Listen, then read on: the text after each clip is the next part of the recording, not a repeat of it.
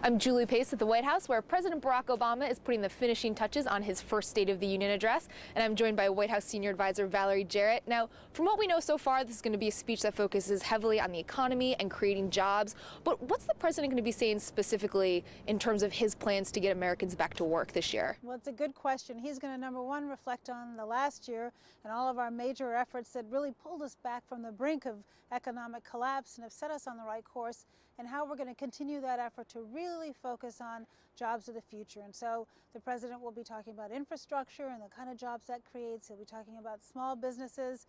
Those are our economic engines, and if we just give them a little bit of a break and the resources they need to invest and an incentive to invest and grow, that's where we really see the job growth opportunities. And he'll also be talking about green jobs, renewable energy and clean energy, and how we can focus on the jobs of the future.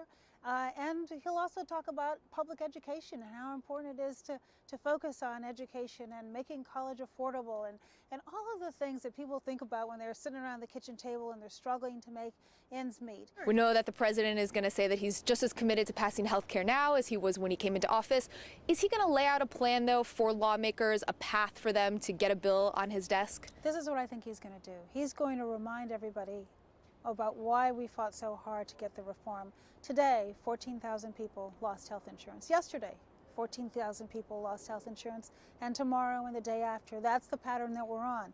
Today, the costs, out-of-pocket expenses and premiums of health care are exorbitant. Small businesses tell us every day that they can't expand and hire new people because they can't afford to keep insurance for the people that they have.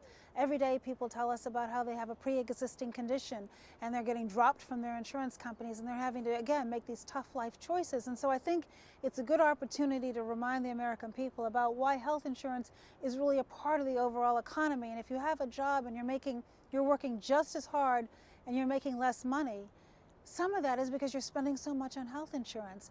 And so I think it's a chance to take a step to review where we are and see our vision for the future. It's not a time for strategic tactics in terms of how it gets through Congress. And I know we're all looking forward to actually watching the speech after talking about it for so many days. He's feeling very good about it. Good. White House Senior Advisor Valerie Jarrett. And just a reminder that AP will be streaming the president's speech live tonight at 9 p.m. Eastern. I'm Julie Pace for the Associated Press at the White House.